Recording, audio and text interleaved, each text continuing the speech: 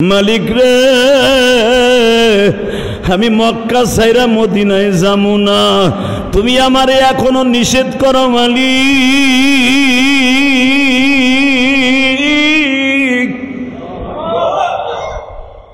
আমি আমার বাংলাদেশের প্রবাসী ভাইদেরকে বললাম, তোমরা এই সেলুনটা এমন জায়গায় দিয়েছো, একটু দূরে গেলে আমার নবীর সেই স্মৃতি, যেই জায়গায় দাঁড়ায় আমার নবী পাহাড়ের উপরে হিজরা রোড, এই পাহাড়ের পরে দাঁড়ায় বারবার বলছিল, মালিক তুমি এখনো আমারে বলো আমি কাবাগর ছেড়ে যাব না। আমার আল্লাহ বলেন, নবীজি যেই দেশের মানুষ আপনারে মারে, যেই দেশের মানুষ আপনারে অপমান করে, যেই দেশের মানুষ আপনারে ভালো চোখে দেখে না, এই দেশে আমি আপনারে রাখবো না। আপনার কদর কি, আপনার সম্মান কি, এইটা বুঝতে পারবে যখন আপনি মদিনায় পদার্পণ করবেন।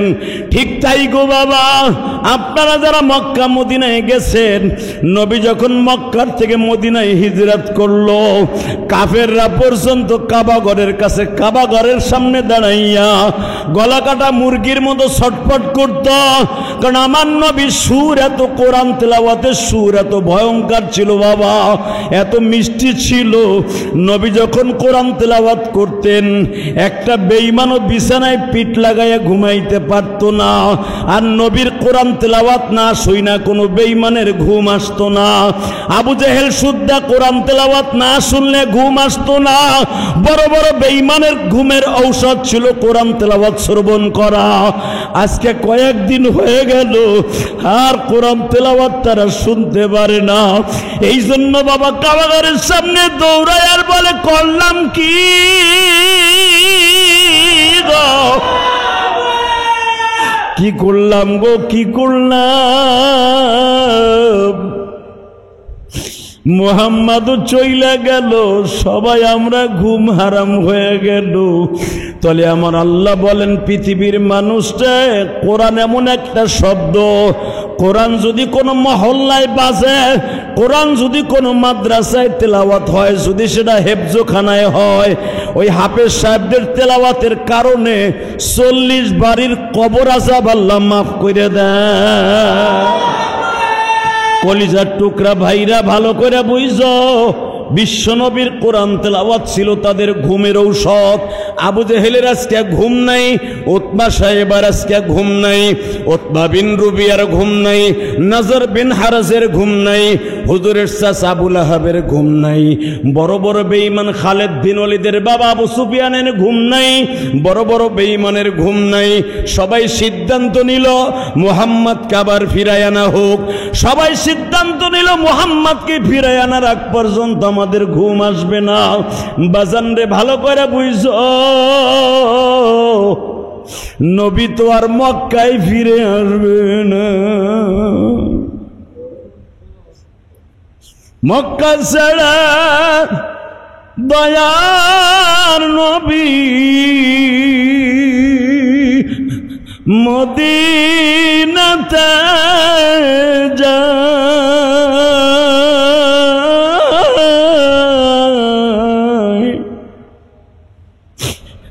মাতৃভূমির মায়ায় নবী ফিরে ফিরে যায়। ভালো থাইকো মক্কার মানুষ, মারছ যে আমার, ভালো থাইকো কুরাইশ বংশের মানুষ, অত্যাচার করছো আমায়। মনের দুঃখ মনে লইয়া মদিনাতে যাই, মনের কষ্ট মনে লইয়া মদিনাতে যাই। তোমরা সবাই দোয়া কইরা মুহাম্মদ আব্দুল্লাহ। আবার একদিন ফিরে আসব, ইসলাম জিন্দা আবার একদিন আসব ফিরে, ইসলাম জিন্দা। আসসালামু আলাইকুম ওয়া রাহমাতুল্লাহি তাআলা ওয়া বারাকাতুহু। اللهم صل على سيدنا ونبينا وشفيعنا وحبيبنا مولانا محمد صلى الله تعالى عليه وعلى آله وأصحابه وبارك وسلم. اللهم صل على محمد وعلى آل محمد كما صليت على إبراهيم وعلى آل إبراهيم إنك حميد مجيد. اللهم بارك على محمد وعلى آل محمد كما باركت على إبراهيم وعلى آل إبراهيم إنك حميد مجيد. اللهم صل على محمد وعلى آل محمد كما باركت على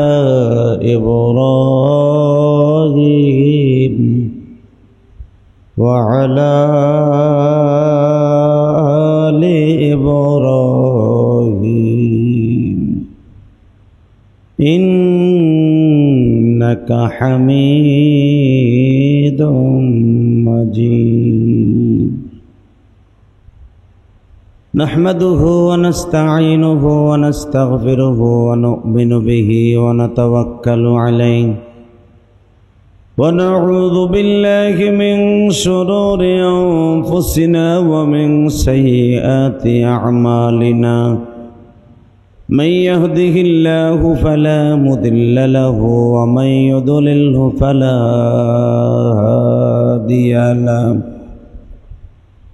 الذي أرسل رسوله بالهدى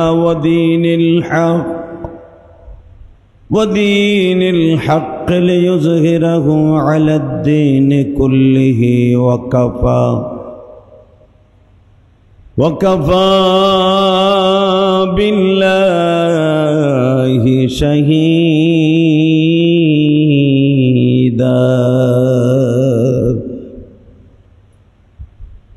أما بعد فقد قال الله تبارك وتعالى: فأعوذ بالله من الشيطان الرجيم. بسم الله الرحمن الرحيم. إن أول بيت وضع للناس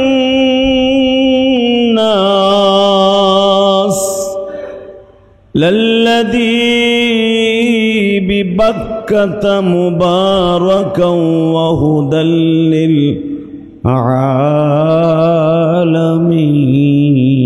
للعالمين. والذين آمنوا أشد حبا لله إن الله وملائكته يصلون على النبي يا أيها الذين آمنوا صلوا عليه وسلموا تسليما لا إله إلا الله لا إله إلا الله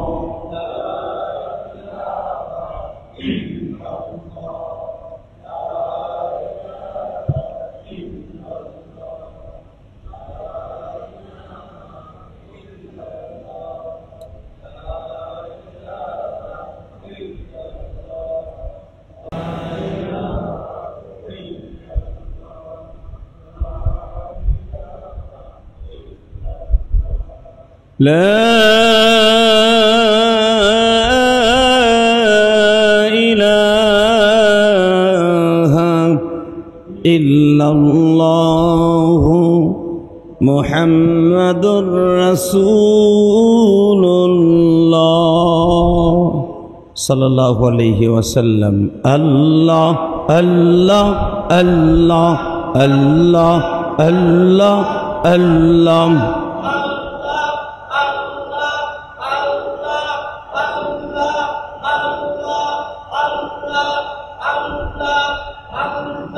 لا إله إلا الله محمد رسول الله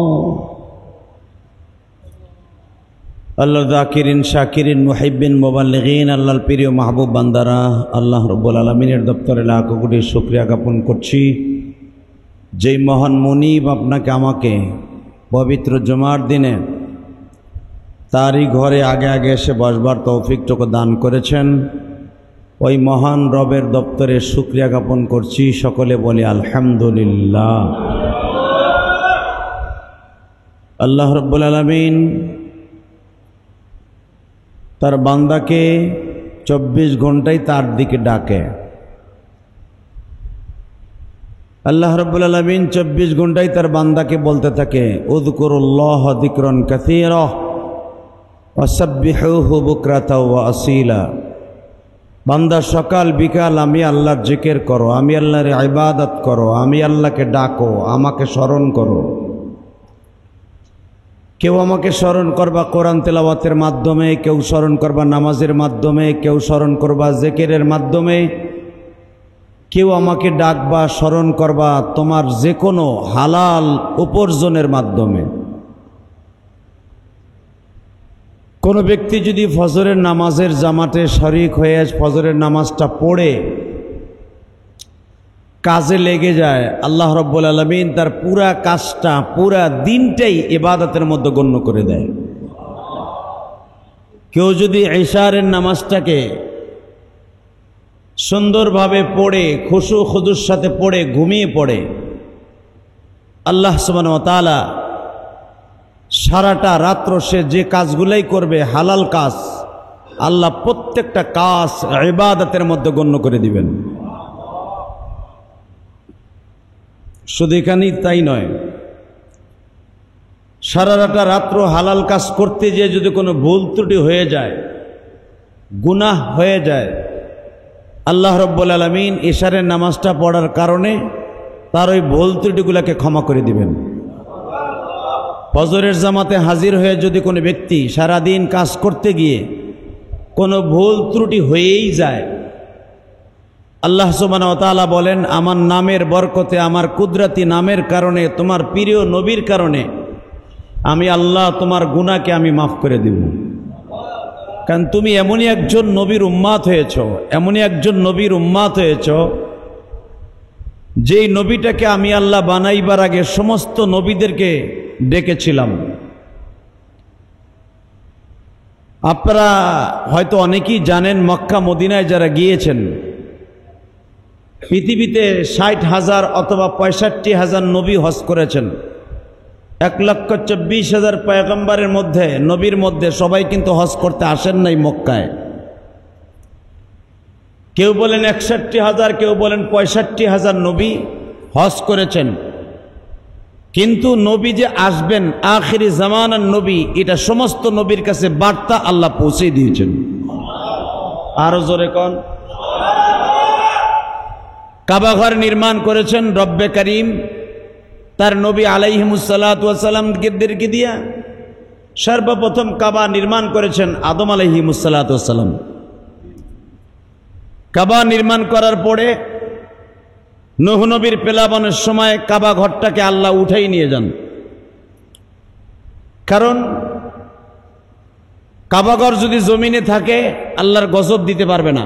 এই জন্য কাবা ঘরটার ভিটিটা রেখে পুরা ঘরটার কাঠামোটা, যে ঘরটাকে পাথর দিয়ে আদম আলাইহিস সালাম বানিয়েছিলেন, ছাউনি দিয়েছিলেন খেজুর গাছের পাতা এবং কিছু আস্তান গাছ এবং কিছু জীবিত গাছ বাবা আদম আলাইহিস সালাম কাবাঘরের খুঁটি হিসাবে ব্যবহার করেছিলেন। ইতিহাসে তাফসিরে পাওয়া যায় আদম আলাইহিস সালাম যে গাছগুলা দিয়ে খুঁটি দিয়েছিলেন কাবাঘরের, ওই গাছগুলা পরবর্তীতে জীবিত হইয়া ডালপালা হয়েছিল। সুবহানাল্লাহ।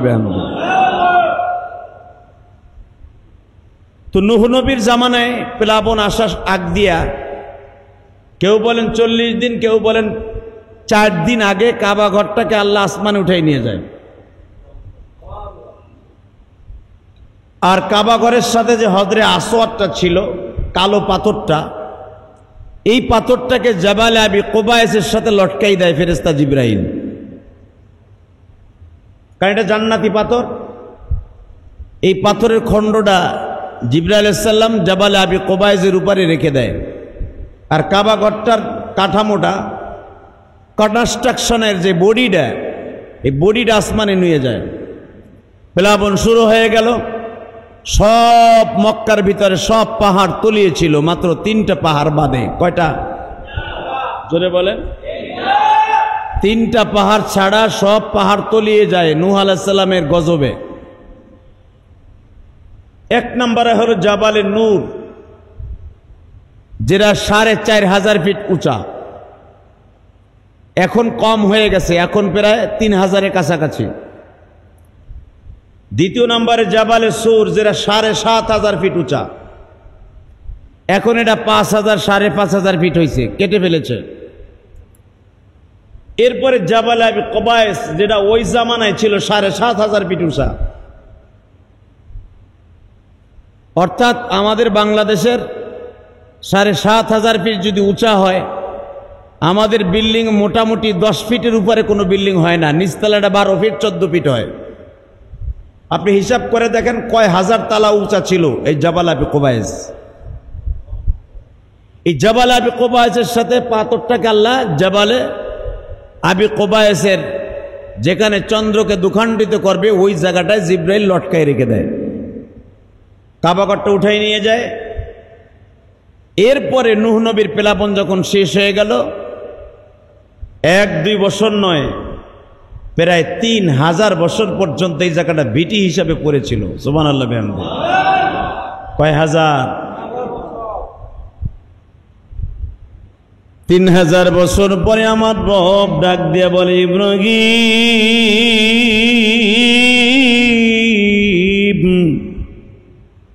কাবা ঘরটাকে তুমি আবার পুনর্নির্মাণ করো।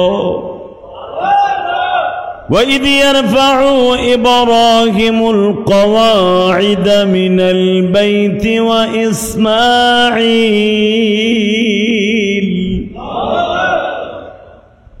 তুমি আর তোমার পোলা আমার ঘরটা নির্মাণ করো। ইব্রাহিম আলাইহিস সালাম বললেন, কোথায় নির্মাণ করব? আল্লাহ সুবহানাহু ওয়া তাআলা বললেন, তুমি কি দেখো না ভিটিটা পড়ে আছে, তোমার বাবা আদমের ভিটি, ইনদা বাইতিকাল মুহাররম। ইন্দা বাইতিকাল মুহাররম, যেখানে হেরেম শরীফটা ছিল, কাবা ঘরটা ছিল, দেখো না বিডিটা পড়ে আছে।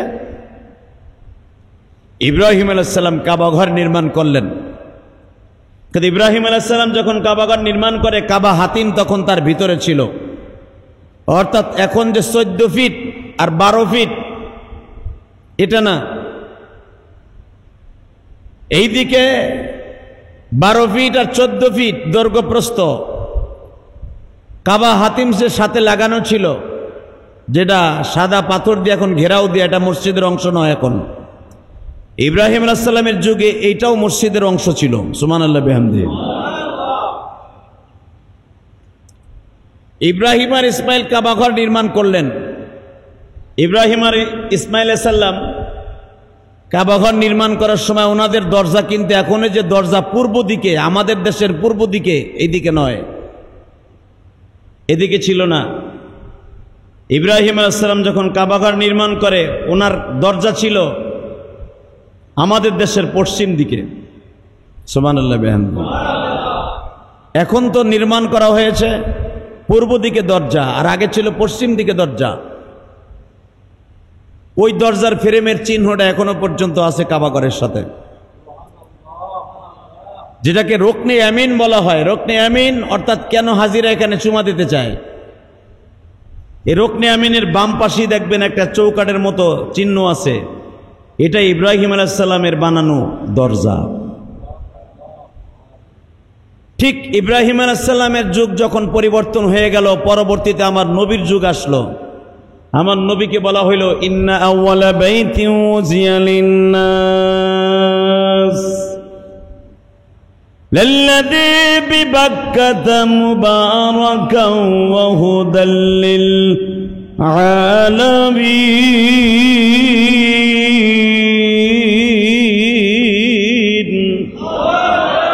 ইন্না আউওয়ালা বাইত, পৃথিবীর সর্বপ্রথম ঘর নবী এইটা, এটাকে আপনি বানান। আমার নবীর হাতে আবার তৃতীয়বার বানানো হচ্ছে কাবা ঘর। সুবহানাল্লাহ। তৃতীয়বার কাবা ঘর নির্মাণ করার পরে হজরে আসওয়াদ বর্তমানে যেই কর্নারে দেখেন, এই কর্নারে কিন্তু ইব্রাহিম আলাইহিস সালামের যুগে ছিল না, এটা অন্য কর্নারে ছিল, রুকনে আমিনের এখানে ছিল। এই জন্য হাজিরা ওখানে চুমাদার। এখন তো কাবা ঘরের দরজার মেজাবে রহমাতের এখানে লাগিয়ে দিয়েছে। তো ইব্রাহিম আলাইহিস সালামের যুগ একবার, আদম আলাইহিস সালামের যুগ একবার, বিশ্বনবীর জামানায় একবার। কয়বার হলো? ইব্রাহিম আলাইহিস সালাম যখন কাবা ঘর নির্মাণ করে দ্বিতীয়বারে, নূহ নবীর প্লাবনের পরে, দেখবেন একটা মসজিদ বানাইবার পরে সমস্ত ইটা বালু, তারপরে সিমেন্টের কণা, ইটার কণা, পাথরের কণা কিন্তু সবগুলি ঘরের সাথে লাগে না, কিছু না কিছু এদিক সেদিক ফেলানো থাকে। থাকে কি থাকে না? ইব্রাহিম আলাইহিস সালাম কাবা ঘর নির্মাণ করলেন 5টা পাহাড় থেকে পাথর এনে, জাবালে কাবা, জাবালে সাবা, জাবালে মারওয়া, জাবালে নূর, জাবালে সুর, এই 5টা পাহাড় থেকে পাথর কেটে কেটে এনে, এবং জাবালে তুর, কেউ বলেন 6টা, এখান থেকে জিব্রাইল কেরেনের মাধ্যমে পাথরগুলো এনে এনে আল্লাহর ঘর নির্মাণ করলেন। যে কাবা ঘরটা এখন দেখেন এত উঁচা, এই কাবা ঘর এত উঁচা কেন? এর দ্বারা বোঝা যায় ইব্রাহিম আলাইহিস সালাম কত লম্বা ছিলেন। কারণ ইব্রাহিম আলাইহিস সালামের যুগে কাবা যতটুকু হাইট ছিলেন, উঁচা ছিলেন, ঠিক ততটুকু রেখে দিয়েছে এখনো। লম্বায় আর দৈর্ঘ্য প্রস্থ কমাইছে, কিন্তু হাইট কিন্তু কমায় নাই। হাইট ইব্রাহিম আলাইহিস সালামের যুগে যত বড় ছিল তত বড়ই আছে। তো যেটা আমি বলতেছিলাম, ইব্রাহিম আলাইহিস সালাম যখন কাবা ঘর নির্মাণ করেন, ছোট্ট ছোট্ট কিছু পাথরের কণা ভেঙে ভেঙে, আতর বাডাইল দিয়ে ভেঙে ভেঙে পাথরটা সাইজ করার আগে দেখবেন, আমাদের ওয়ালগুলাও করার আগে কিছু ইটা লাগে আনাম, কিছু ইটা লাগে অর্ধেক, কিছু ইটা লাগে 3 ভাগের 1 ভাগ। ঠিক না বেঠিক? ওয়ালটা কমপ্লিট করতে যতটুকু ইটা লাস্টে যেয়া একটা ইটারে 4 ভাগ করেও লাগানো হয়। ঠিক ইব্রাহিম আলাইহিস সালাম কাবা ঘরের ওয়াল করতে গিয়ে বড় পাথর কেটে কেটে ভেঙে ভেঙে ছোট্ট পাথরে রূপান্তরিত করে বাকি অংশটুকু পড়েছিলেন কাবা ঘরের পাশে। কাবাঘর নির্মাণ হয়ে গেল। ইব্রাহিম আলাইহিস সালাম কাবার ছাদে উঠলেন। কাবার ছাদে উঠে আল্লাহ বললেন, কানের ভিতরে আজান দাও, কানের ভিতরে আঙ্গুল দাও। এই শাহাদাত আঙ্গুলটা ইব্রাহিম আলাইহিস সালাম কানের মধ্যে ঢুকাইলেন, শক্ত করে ঢুকাইলেন। আল্লাহ বললেন, ঢুকানো কমপ্লিট? হ্যাঁ। আওয়াজ কি তোমার আওয়াজ তুমি শুনো? কয় অল্প শুনি। আল্লাহর খলিল ইব্রাহিম বললেন, তাহলে এবার আওয়াজ দাও, আদিন ফিন্নাস ইয়া ইব্রাহিম। ও ইব্রাহিম, তুমি তোমার সন্তানদেরকে ডাক দাও। আল্লাহর খলিল ইব্রাহিম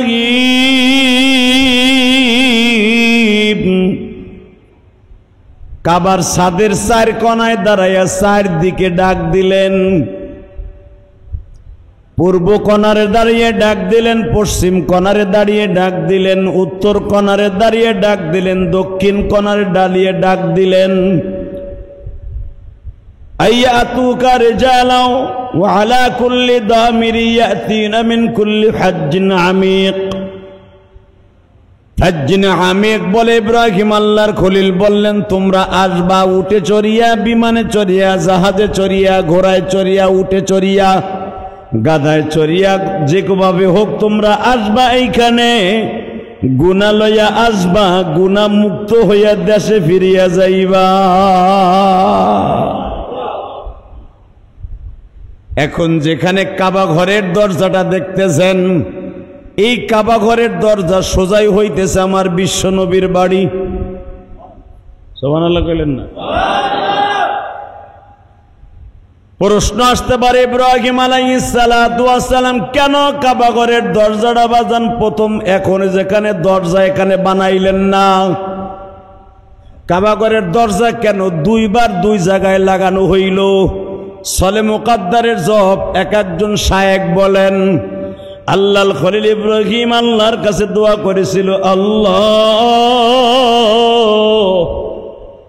আমার সন্তানের মধ্যে সবচাইতে দামি সন্তান মুহাম্মদ বলে এই দেশে জন্ম নিবে। আরো জোরে। এই দেশে আমার ছেলে জন্ম নেবে, নাম তার মুহাম্মদ। ছেলেটার বাড়ি কোন দিকে হবে? আমার আল্লাহ বলে দিলেন, ইব্রাহিম রে, এই জায়গায় জাবালে আবি কুবাইসের বাম পাশে আব্দুল মুত্তালিব নামে একজন ভদ্রলোক হবে। তার দাদার নাম থাকবে আব্দে মানাফ, কুসাইয়া, কিলাব, কাররাব, মুহিব বিন ফের বিন নজর বিন মাজ বিন মাআদ বিন আদনান পর্যন্ত তোমার সন্তানের সীমারেখা থাকবে। হে ইব্রাহিম, তোমার সন্তান ইসমাইলের থেকে তার বংশ শুরু হবে, তার বাড়িটা হবে এই জায়গায়, সে জন্ম নিবে এই রুমের মধ্যে। আল্লাহর খলিল ইব্রাহিম প্রতিদিন কাবা ঘরে ওঠার সময় নবীর বাড়িটার দিকে তাকায়া তাকায়া কাঁদতেন আর বলতেন, মালিক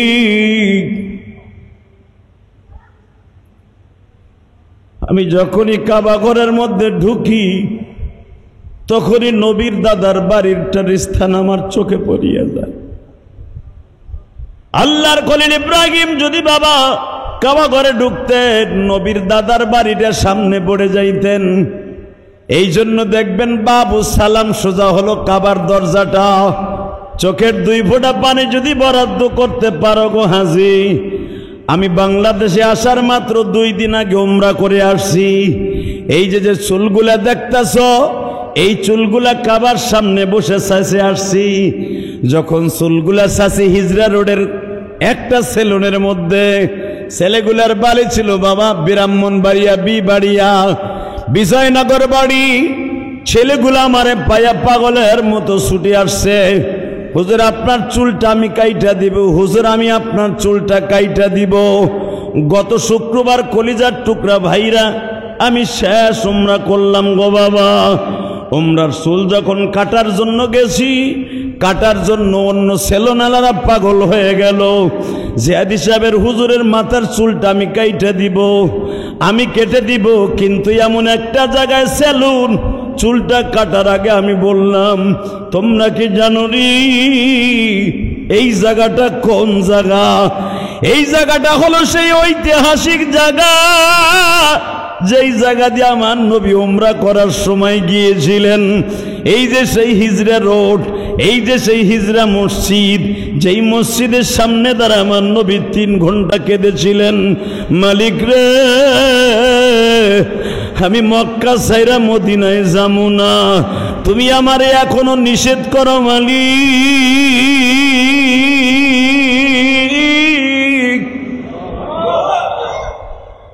আমি আমার বাংলাদেশের প্রবাসী ভাইদেরকে বললাম, তোমরা এই সেলুনটা এমন জায়গায় দিয়েছো, একটু দূরে গেলে আমার নবীর সেই স্মৃতি, যেই জায়গায় দাঁড়ায় আমার নবী পাহাড়ের উপরে হিজরা রোড, এই পাহাড়ের পরে দাঁড়ায় বারবার বলছিল, মালিক তুমি এখনো আমারে বলো, আমি কাবাগর ছেড়ে যাব না। আমার আল্লাহ বলেন, নবীজি যেই দেশের মানুষ আপনারে মারে, যেই দেশের মানুষ আপনারে অপমান করে, যেই দেশের মানুষ আপনারে ভালো চোখে দেখে না, এই দেশে আমি আপনারে রাখবো না। আপনার কদর কি, আপনার সম্মান কি, এইটা বুঝতে পারবে যখন আপনি মদিনায় পদার্পণ করবেন। ঠিক তাই গো বাবা, আপনারা যারা মক্কা মদিনায় গেছেন, নবী যখন মক্কার থেকে মদিনায় হিজরত করলো, কাফেররা পর্যন্ত কাবাঘরের কাছে, কাবাঘরের সামনে দাঁড়াইয়া গলা কাটা মুরগির মতো ছটফট করত, কারণ আমার নবীর সুর এত, কোরআন তেলাওয়াতের সুর এত ভয়ঙ্কর ছিল বাবা, এত মিষ্টি ছিল। নবী যখন কোরআন তেলাওয়াত করতেন, একটা বেঈমানও বিছানায় পিঠ লাগাইয়া ঘুমাইতে পারত না। আর নবীর কোরআন তেলাওয়াত না শুইনা কোনো বেঈমানের ঘুম আসতো না। আবু জেহেল সুদ্দা কোরআন তেলাওয়াত না শুনলে ঘুম আসতো না। বড় বড় বেঈমানের ঘুমের ঔষধ ছিল কোরআন তেলাওয়াত শ্রবণ করা। আজকে কয়েকদিন হয়ে গেল আর কোরআন তেলাওয়াত তারা শুনতে পারে না। এই জন্য বাবা কাবাগারের সামনে দৌড়ায় আর বলে, করলাম কি গো, কি করলাম গো, কি করলাম। মুহাম্মাদও চইলা গেল, সবাই আমরা ঘুম হারাম হয়ে গেল। তাহলে আমার আল্লাহ বলেন, পৃথিবীর মানুষটা, কোরআন এমন একটা শব্দ, কোরআন যদি কোনো মহল্লায় বাজে, কোরআন যদি কোনো মাদ্রাসায় তেলাওয়াত হয়, যদি সেটা হেফজোখানায় হয়, ওই হাফেজ সাহেবদের তেলাওয়াতের কারণে 40 বাড়ির কবর আযাব আল্লাহ মাফ করে দেয়। কলিজার টুকরা ভাইরা ভালো করে বুঝো, বিশ্বনবীর কোরআন তেলাওয়াত ছিল তাদের ঘুমের ঔষধ। আবু জেহেলের আজকে ঘুম নাই, উতবা সাহেবের আজকে ঘুম নাই, উতবা বিন রুবিয়ার ঘুম নাই, নজর বিন হারাজের ঘুম নাই, হুজুরের চাচা আবু লাহাবের ঘুম নাই, বড় বড় বেঈমান খালেদ বিন ওয়ালিদের বাবা আবু সুফিয়ানের ঘুম নাই, বড় বড় বেঈমানের ঘুম নাই। সবাই সিদ্ধান্ত নিল মুহাম্মদকে আবার ফিরায় আনা হোক। সবাই সিদ্ধান্ত নিল মুহাম্মদকে ফিরায় আনার আগ পর্যন্ত আমাদের ঘুম আসবে না। বাজান রে ভালো করে বুঝো, নবী তো আর মক্কায় ফিরে আসবে না। মক্কা ছাড়া দয়ার নবী মদিনাতে যায়,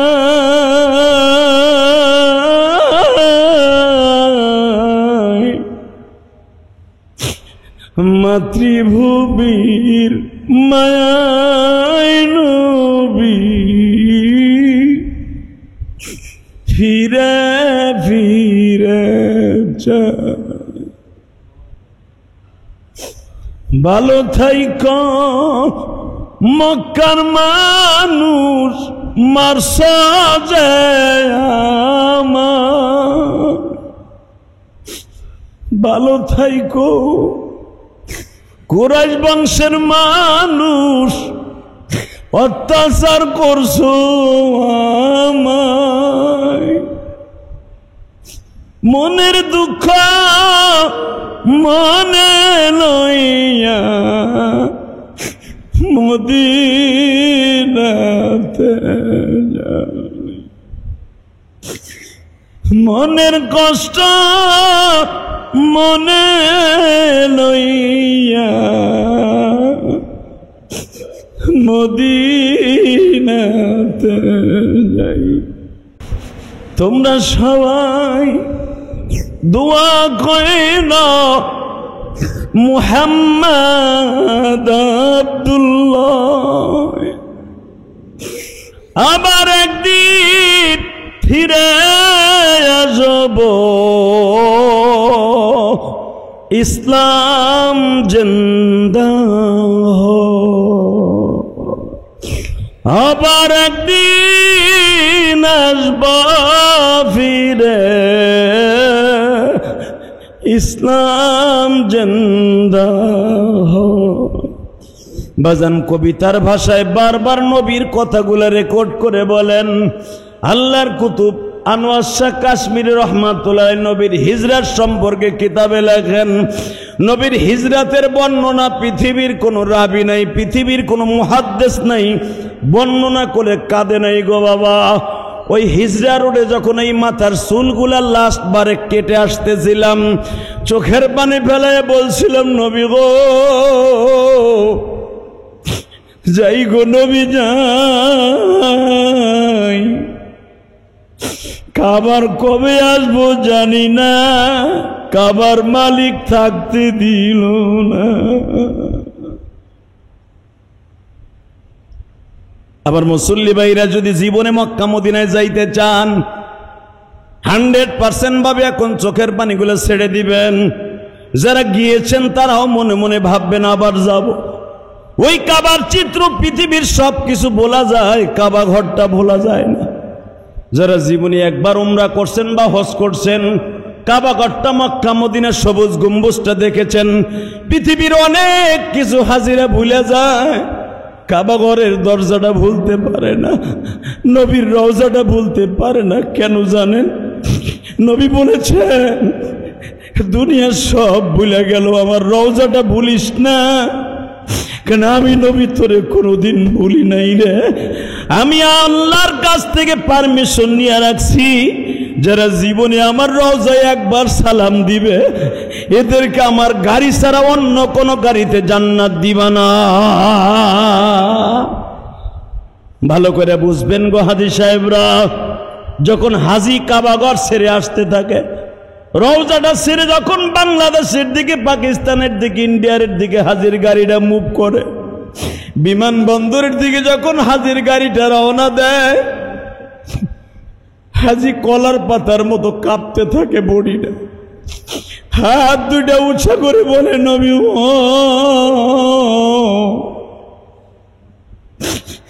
আপনার রওজাটা কেমনে ভুলে থাকবো,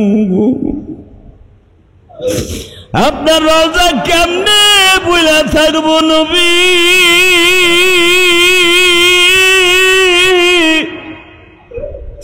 ওই স্বর্ণের গম্বুজের নিচে আপনি ঘুমান গো নবী।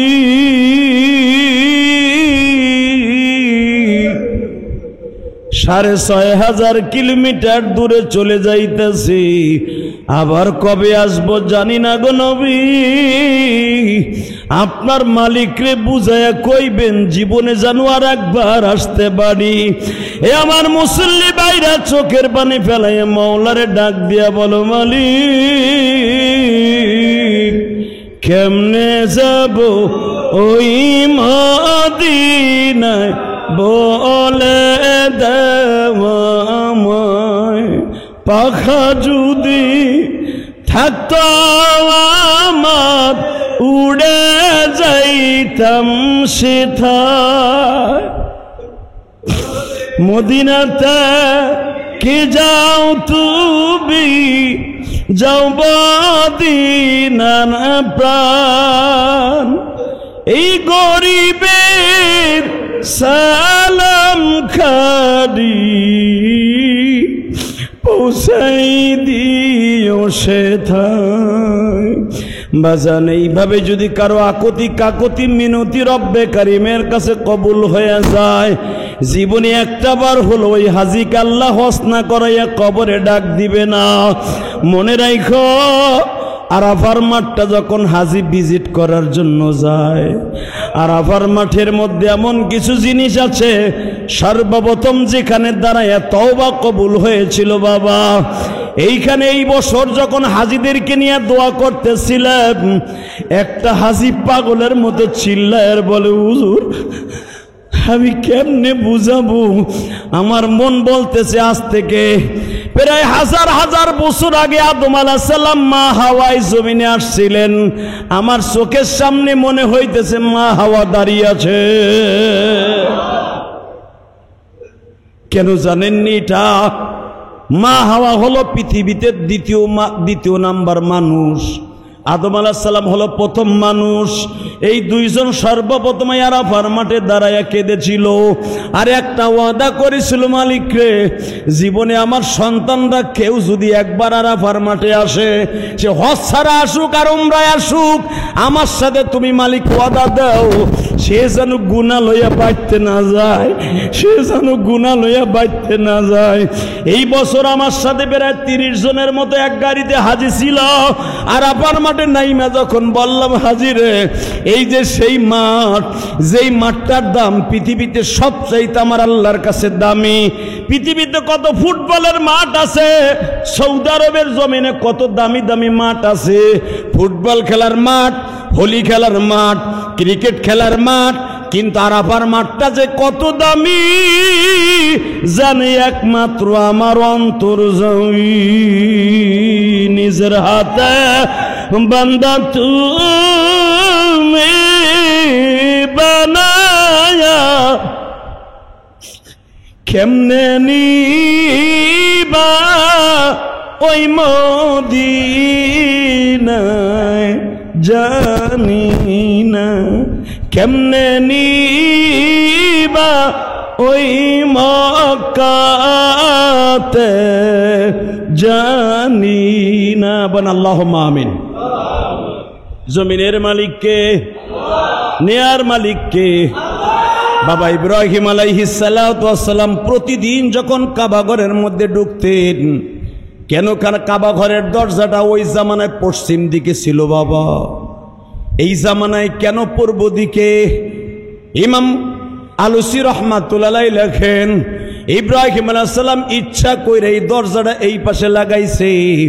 আল্লাহর কাছে বলছে, আল্লাহ আমি কাবা ঘরে যতবার উঠব, মুহাম্মদ যেই ঘরে জন্ম নিব ওই ঘরটা প্রতিবার দেখব। বাজান আমার বাবা ইব্রাহিমের যদি মনের মধ্যে এত আশা আকাঙ্ক্ষা থাকে আমার নবীর প্রতি, বাংলার জমিনে এমনও নাস্তিক আছে আমার নবীরে কথায় কথায় গালি দেয়, দেয় কি দেয় না?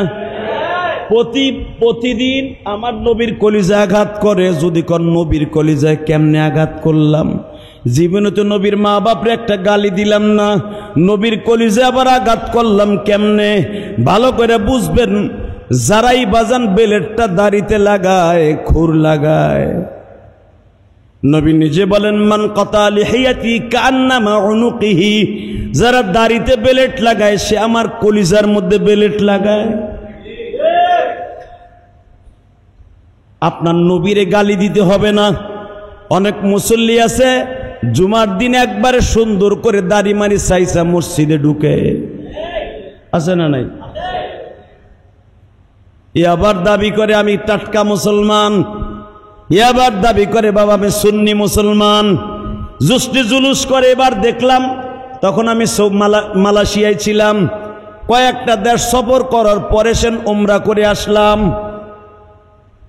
সুন্নি মুসলমান যারা জোস্তে জুলুস করলো দেখলাম, জোস্তে জুলুস করতে যে রাস্তার বারে দাঁড়ায় বিড়ির নিশায় ধরছে, সিপার মধ্যে দাঁড়ায় দুইজনে বিড়ি খাইতেছে। কথা কর না কে?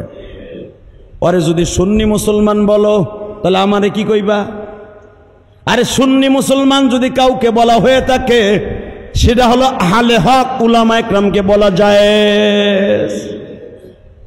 দাড়ি নাই, মস নাই, ওর পীরের দাড়ি ঠিক নাই, ও আবার সুন্নি মুসলমান কেমনে হয়? কথা বলেন না কেন? সুন্নি মুসলমান কাকে বলে? সুন্নাত তরিকায় যার জীবনটা গড়ছে, নবীর তরিকায় যার জীবনটা গড়ছে তারে কয় সুন্নি। ওর দাড়ি নাই, মুস নাই, জুসলু জুলুস করতে যাইয়া ল্যাংডা হয়ে নাচে, বিড়ির নিশায় ধরলে সিপের মধ্যে যে বিড়ি খায়, কথা বল না কেন? এ আবার সুন্নি মুসলমান দাবি কইরা হক্কানি উলামা একরামে গালি দেয়। কয়েকদিন আগে দেখলাম সৌদি আরবে ছিলাম, এনায়েতুল্লাহ আব্বাসীর একটা পান্ডা আছে, ভাড়া করা গুন্ডা, এই গুন্ডা মার্কা পুন্ডা। আমি জানি না এনায়েতুল্লাহ আব্বাসীর এখানে কোনো ইন্ধন আছে কিনা। এনায়েতুল্লাহ আব্বাসীর একটা পালা, কি বলবো এটারে, পালা একটা কুলাঙ্গার আমাদের জাতীয় মসজিদের খতিব আব্দুল মালেক সাহেব, যে বাংলাদেশের এমন একজন এলেমওয়ালা আমলওয়ালা একজন আলেম, বাংলাদেশে যদি জান্নাতে যাওয়ার কোনো একজন মানুষ থাকে আমলের যোগ্যতায়, 1 নম্বরে জান্নাতে যাবে আব্দুল মালেক সাহেব। সুবহানাল্লাহ, বোরকলের মধ্যে যেয়ে কইও। বাংলাদেশে, আমি আবার বলছি, বাংলাদেশে যদি জান্নাতে যাওয়ার আমলের দিক দিয়ে, ইলমের দিক দিয়ে, নবীর হাদিসের জ্ঞানের দিক দিয়ে, যদি মাসলা তাসতাম ইস্তেমবাত করার দিক দিয়া, তাহকিক করার দিক দিয়ে, আমলের যোগ্যতায় যদি কেউ জান্নাতে যায়, কোন ইমাম খতিব হোক সারা বাংলাদেশের ভিতরে, বর্তমানে যদি এই যোগ্যতায় আল্লাহ কাউকে জান্নাত দেয়, জাতীয় মসজিদের খতিব একজন গ্র্যান্ড মুফতি, আমার মতো লক্ষ লক্ষ মুফতিকে জন্মদাতা এলেমের দিক দিয়া আব্দুল মালেক সাহেব। এশিয়া মহাদেশের মধ্যে সবচাইতে বড় আলেম আব্দুল মালেক সাহেব। তার এনায়েতুল্লাহ আব্বাসী ভাড়াটে একটা গুন্ডা, শুনলাম ওর বাপ পেপে ব্যস্ত না রিক্সা চালাইতো, আজকে আব্দুল মালেক সাহেবরে গালি দিয়া ও মনে করছিল ভাইরাল হবে। তো ইনায়েতুল্লাহ আব্বাসী ছত্রছায়ায় থাকোস, আর তুই ডাক্তার ইউনূসের ছত্রছায়ায় থাকোস, যদি কমসে কম তুই আমার সামনে কোনোদিন পড়স, তোর গালের সোয়াল ফাটাই ফেলাবো থাবড়াইয়া। কথা ঠিক না বে ঠিক? তুই জানোস আব্দুল মালেক সাহেবের দাম কত? আব্দুল মালেক সাহেবের ক্লাসে আমার ছাত্র জীবনে একদিন বসেছিলাম, সেই হিসাবে সে আমার উস্তাদ। উস্তাদকে যদি কেউ গালি দেয়, ছাত্র যদি নীরবে নীরবতা পালন করে, সে কুলাঙ্গার ছাত্র, সে ছাত্র হওয়ার উপযুক্ত নয়। হুজুরের ক্লাসে এই আসতে বেড়া পাগল, ছাত্র এমন একটা হতে হবে, ছাত্র একটার মতো হতে হবে, ছাত্র একটা হলেই যথেষ্ট। কথা ঠিক না বেঠিক? আবু বকর ছাত্র ছিল আমার বিশ্বনবীর, পৃথিবীর শ্রেষ্ঠ মুহাদ্দিস ছিল, পৃথিবীর সর্বশ্রেষ্ঠ মুফতি ছিল নবী মুহাম্মদ রাসূলুল্লাহ। তারই ছাত্র ছিল হযরত ওমর। সুবহানাল্লাহ বললেন না? আমার নবীর ছাত্রগুলার কোয়ালিটি কি তাই দেখেন। এক একজন ছাত্রের নাম নিব, আপনি আল্লাহু আকবার খুব জোরে বলবেন। 1 নম্বরে নবীর হাতের ছাত্র মুফতি। আমরা তো মুফতি লাগাই, তারা মুফতি লাগাইতেন না।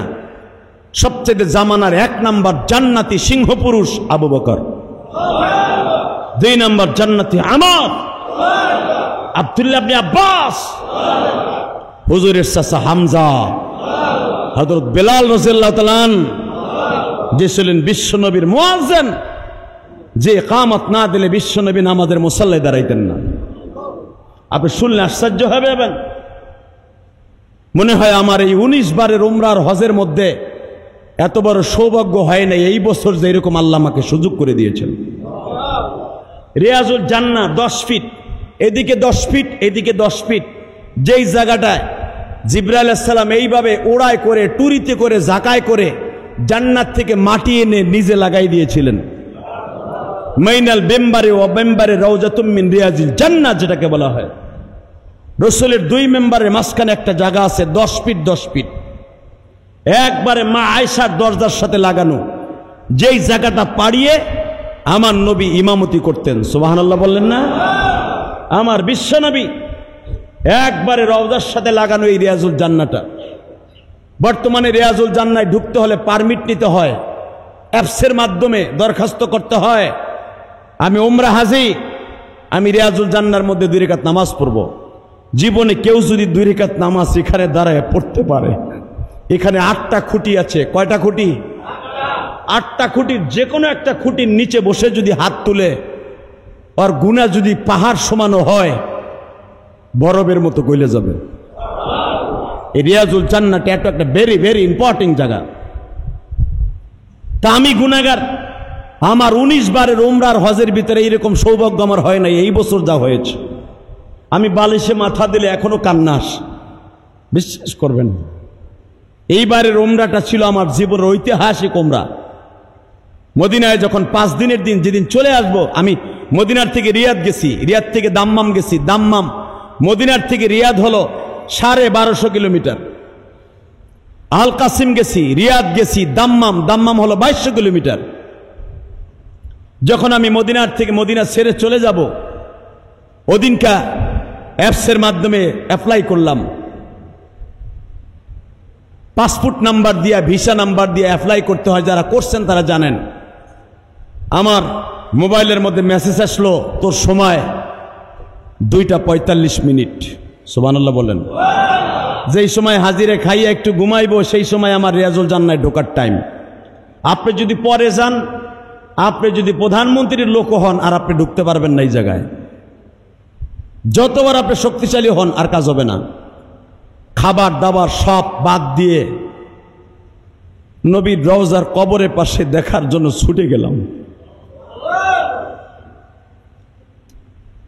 56 ডিগ্রি সেলসিয়াস গরম তখন, সেদিনকার 56 ডিগ্রি। বাংলাদেশে 35-32 ডিগ্রি হইলে তাইতে মাথার গিলু টকবক করে। রিক্সা চালক রিক্সা চালাইতে যে জিব্বা বের হয়ে যায়। মাটির জমিন তাইতে, আর ওটা পাথরের জমিন। 55 ডিগ্রি তাপ পাথরের উপরে, টাইলসের উপর লাগতেছে, মনে হচ্ছে পুরা চেহারাটার মধ্যে আগুন লেগে গেছে। ধান সেদ্ধ করলে যেরকম ভাপ উঠে, পাথরের উপর এরকম ভাপ উঠতেছে, এত গরম। সব গরমকে উপেক্ষা করে জাহান্নামের দরজা বন্ধ করার জন্য ছুটে গেলাম। কারণ নবীর রওজা পর্যন্ত হাইটে যাইতে, হোটেল থেকে, আমার হোটেল একবারে রসুলের রওজার সাথে, তারপর অনেক জায়গা ঘুরে যেতে হয়, প্রায় 1.5 কিলোমিটার রাস্তা ঘুরে যেতে হয়। এমন সিস্টেম করছে এই দেশের সরকার যেন জাম না লাগে। এত রাস্তা ঘুরে প্রায় 15-20 মিনিট, আধা ঘন্টার মতো হেঁটে এসটা ওই দেশের পুলিশকে দেখাইলাম। বাংলাদেশিওয়ালারা তো দেখেই আমার চিনে ফেলছে। আলহামদুলিল্লাহ বলেন। আলহামদুলিল্লাহ, শুকর, রসুলের ওই জায়গাটা পরিষ্কার করে আমার বাংলাদেশের ছেলেরা। আরো জোরে। কুমিল্লা একটা ছেলের সাথে আমার দেখা হয়ে গেল। ধন্যবাদ জানাই আমার প্রবাসীদেরকে। পৃথিবীর যে প্রান্তেই যাই, প্রাণ খোলা ভালোবাসা এত পরিমাণ দেয়, এই দেশের একটা এমপি মন্ত্রীও এতটুকু ভালোবাসা পাবে না। একটা আলেম যেই পরিমাণ ভালোবাসা প্রবাসে গেলে পায়, আর এমপি মন্ত্রীরা পাইব কি? এই প্রবাসী মন্ত্রণালয়ের দায়িত্ব যিনি আছে, যে খাটাসটা, এই খাটাসটাকে স্পষ্টভাবে বলবো, প্রবাসীকে এখনো মূল্য দেয়া শেখেন। শেখ হাসিনার পতন হয়েছে একমাত্র প্রবাসীদের তুচ্ছ করার কারণে, প্রবাসীদের রেমিটেন্স বন্ধ করার কারণে। আজকে 2টা মোবাইল নিয়ে আসছে, প্রবাস থেকে। 10 বছর 12 বছর ইনকাম করার পরে ভাই বোনের জন্য 2টা মোবাইল আনতে পারবে না এয়ারপোর্ট দিয়া। এই ছাতার এয়ারপোর্ট আমরা চাই না। এই ছাতার এয়ারপোর্টে উড়ায় দাও বোমা দিয়া, বন্ধ করে দাও এয়ারপোর্ট। 12 বছর 13 বছর একটা প্রবাসী রক্ত পানি করে। ডাক্তার ইনুস সাহেব, আপনি যখন মালয়েশিয়া ছিলেন তখন আমিও মালয়েশিয়া ছিলাম। আমি মাহফিলের জন্য আপনার সাথে দেখা করতে যাইতে পারি নাই। আমি ইনভাইট পাইছিলাম, আমি লেটার পেয়েছিলাম যাওয়ার মালয়েশিয়ায়। ওই দেশের মালয়েশিয়ান প্রবাসীরা বলছিল জিহাদি সাহেব এখানে আছে, মিজানুমান আজহারি আছে, তাদেরকে নিয়ে যাওয়া হোক। কিন্তু আমার প্রোগ্রাম থাকার কারণে আমি যেতে পারি নাই। আল্লাহর কসম করে বলছি। আমি আপনাকে বলবো, আপনি দেখেছেন মালয়েশিয়ান প্রবাসীদের কত কষ্ট। মালয়েশিয়া, সৌদি আরব একই রকম গরম। সৌদি আরব তো 2 ঋতুর দেশ, শীত আর গরম। আর মালয়েশিয়া 1 ঋতুর দেশ। সৌদি, সিঙ্গাপুর আর মালয়েশিয়া 1 ঋতুর দেশ, সারা বছর গরম। এই গরমের মধ্যে কত কষ্ট করে একটা প্রবাসী ইনকাম করে।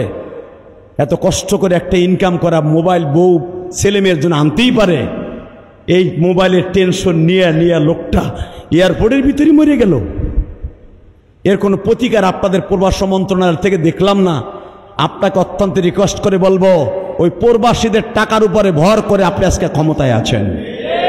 ডাক্তার ইউনূস সাহেব, আপনি আমেরিকান সৈন্য বাংলার জমিনে ঢুকাইছেন, কোনো দুঃখ নাই। বাংলাদেশের সেনাপ্রধান সেনাপতির উপর আপনার কোনো আস্থা নাই বিধায় আমেরিকান সৈন্য ঢুকাই দিচ্ছেন। মাশাআল্লাহ, ঢুকাইছেন, ভালো কথা। কিন্তু মনে রাখবেন, আমেরিকান সৈন্যরাও মুসলমানের হাতে মায়ের খাইয়া কুত্তার মতো পালাইছে। আফগানিস্তান থেকে পালাইছে, ইসরায়েল থেকে পালাইছে, মিশর থেকে পালাইছে, কাতার থেকে পালাইছে আমেরিকান সৈন্য। প্রবাসীদেরকে মূল্য দিয়ে শেখেন। যে প্রবাসীটা মোবাইলের টেনশনে মারা গেল, এই সন্তানগুলারে আপনি প্রবাসী মন্ত্রণালয়ের যিনি আছেন, আপনি তাদের কি সান্ত্বনা দিবেন? আপনি বিবেকের কাছে প্রশ্ন করেন, না হলে টুডু টুমোর এই হিসাব ক্ষমতা চিরদিন আপনাদের থাকবে না। কথা ঠিক না? ঠিক। টুডু টুমোর আপনার হিসাব দিতে হবে এই প্রবাসীদের সন্তানদের কাছে। আর প্রবাসীদের সন্তানদের আপনি দিলেও মালিকের কাছে আপনার দিতে হবে। যে আমলা কামলাগুলো আপনি প্রবাসী মন্ত্রণালয়ের এয়ারপোর্টে বসাইছেন, আমরা এয়ারপোর্টে ঢুকলে আমাকে ভিআইপি দেয়, এটা পরের ব্যাপার। আমি ইলিয়াস রহমান জিহাদিরে ভিআইপি দিবেন আর একটা প্রবাসীরে ভিআইপি দিবেন না, নয়।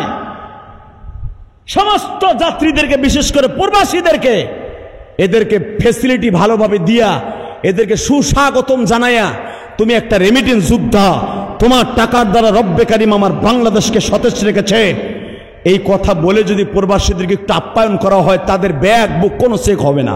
কথা ঠিক না বেটে?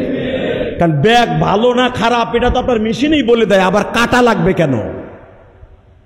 অতএব আমি আপনাকে বলতেছিলাম, আমার সৌভাগ্যের কথা, এই সেলসিয়াস ডিগ্রির মধ্যে যখন গেলাম, রসুলের রওজার সামনে গেলাম, রসুলের রওজায় ঢোকার 20 মিনিট আগে, হুজুরের কবরের পাশে যাওয়ার 20 মিনিট আগে, এক বাংলাদেশি ভাই আমাকে বলতেছে, ময়মনসিংহ বাড়ি, ভালুকা, হুজুর আপনি তো বারবার আইছেন আমি জানি, কিন্তু আপনি আসল জায়গায় সবাই দাঁড়াইতে পারে না। আমি আপনার আগেই ওই জায়গা পরিষ্কার করার অনুমতি আমি পেয়েছি। আপনি যাওয়ার আগেই আমি ওই জায়গায় যাইয়া পরিষ্কার করা শুরু করবো। আমি ওই জায়গাটা ডাইকে রাখবো, আমি যে দাঁড়ায় যাবো নামাজে কাজ করতে করতে, ঠিক আমার নামাজ শেষ হইলে আপনি আমার ওই জায়গায় দাঁড়ায় যাবেন। বাজান রে, আমার বুকটা ভরিয়া গেল। আমার প্রবাসীর জন্য দোয়া করি।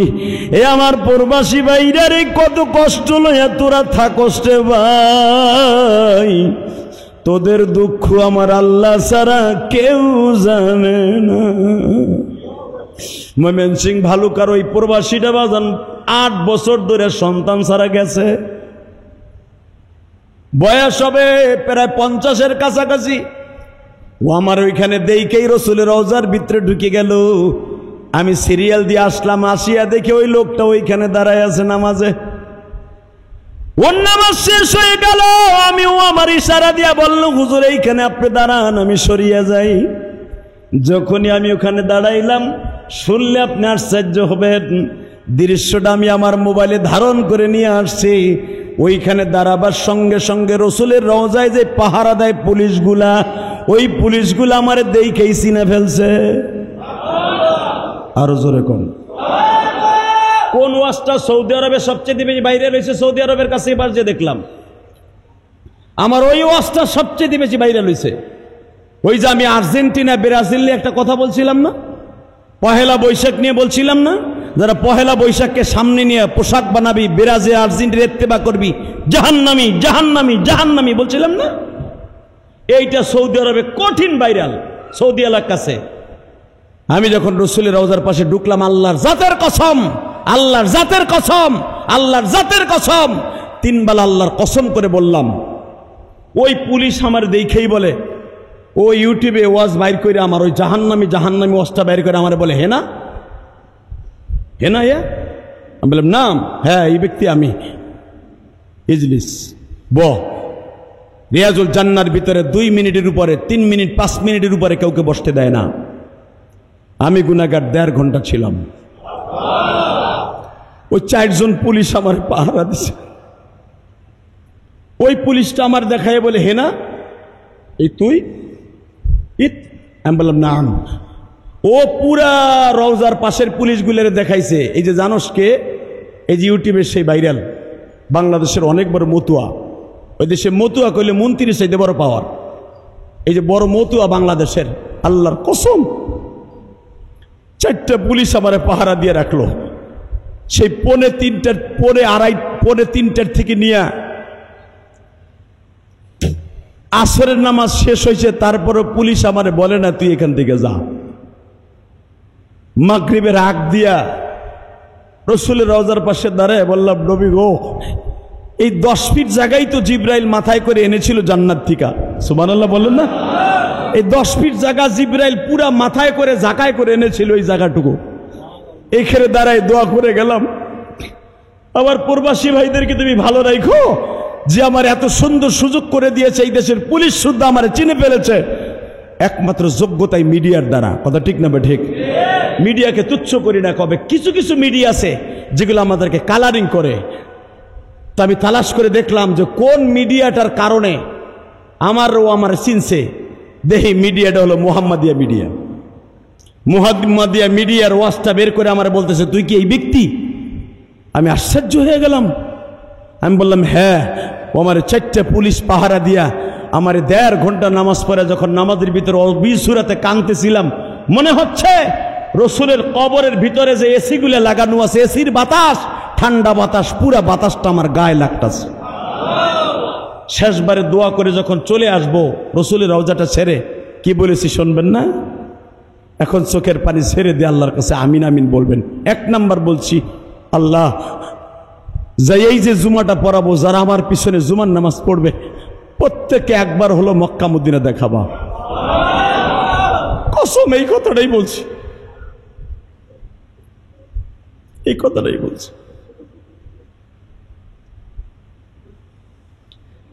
দুই নাম্বার বলছি, আবার বাংলাদেশে বলে একটা সরকার বসায় দাও, মানুষের জান মালের নিরাপত্তা হয়। 3 নম্বরে বলছি, আবার জনম দুঃখিনী মা, আমার বাবা, আমার দাদা দাদি, নানা নানি, আমার সন্তানদেরকে মাফ করে দাও। 4 নম্বরে বলছি, আল্লাহ আমার মসজিদ মাদ্রাসাকে কবুল করে নাও। আমার রক্ত পানি করা পয়সায় করাই মসজিদ। আমার মায়ের জীবনের সবচেয়ে বড় ওসিয়ত ছিল এই মসজিদটা করা।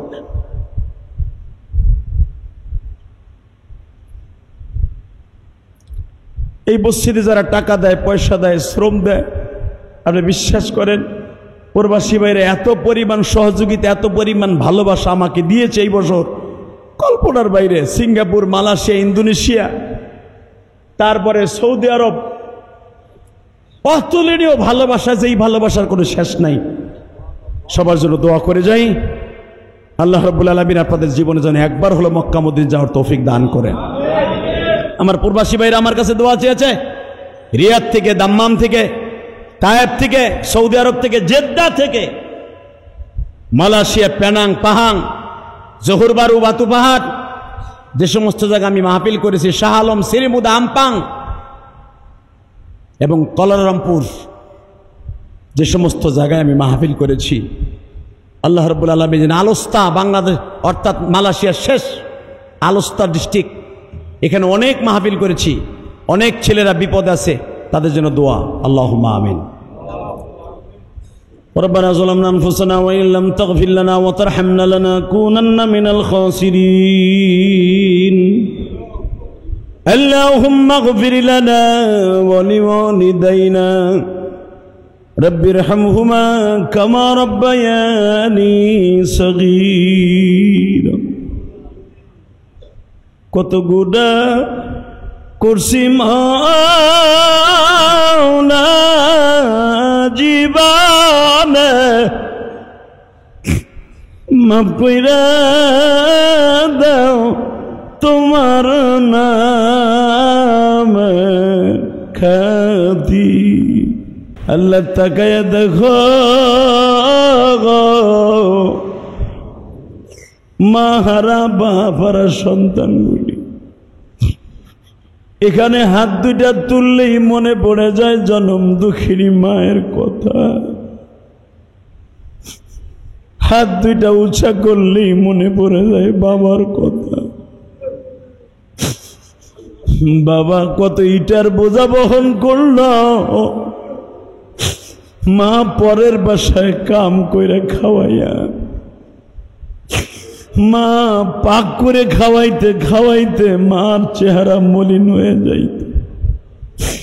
কারেন্টের ব্যবস্থা ছিল না, এই রৌদ্রের ভিতরে মা চুলার পিঠে পাক করতে যাইয়া মার চেহারাটা কালো হয়ে যাইত গো মা।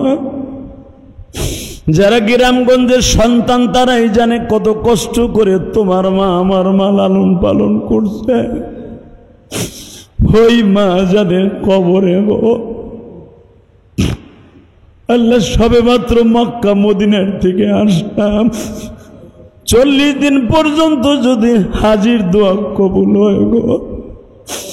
আজকে যারা আমার পিছনে জুমার নামাজ পড়লো, একবার হলো মক্কা মদিনা দেখার সুযোগ দান করে দিবা, এদের জীবনের গুনাহ মাফ করে দিবা গো মালিক।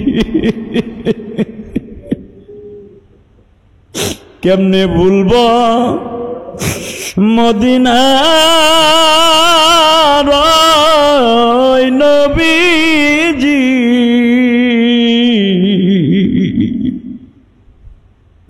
কেমনে ভুলবো মদিনার ওই মাটিকে, যেই মাটিতে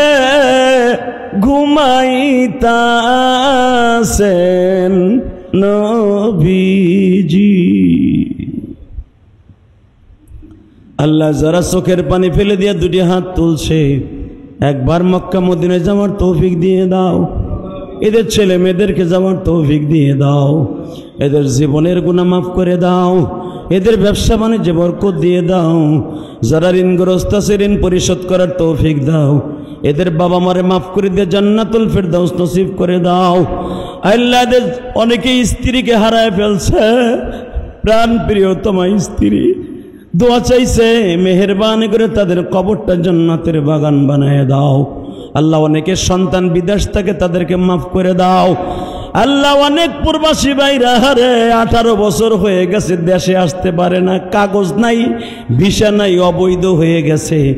মালয়েশিয়ায় একটা ছেলে আমারে বলে, হুজুর 26 বছর আসছি, এই 26 বছরে মা হারায় ফেলছি, বাপ হারায় ফেলছি, ভাই হারাইছি, দেশে যাইতে পারি না, অবৈধ কাগজ নাই, পাসপোর্ট নাই।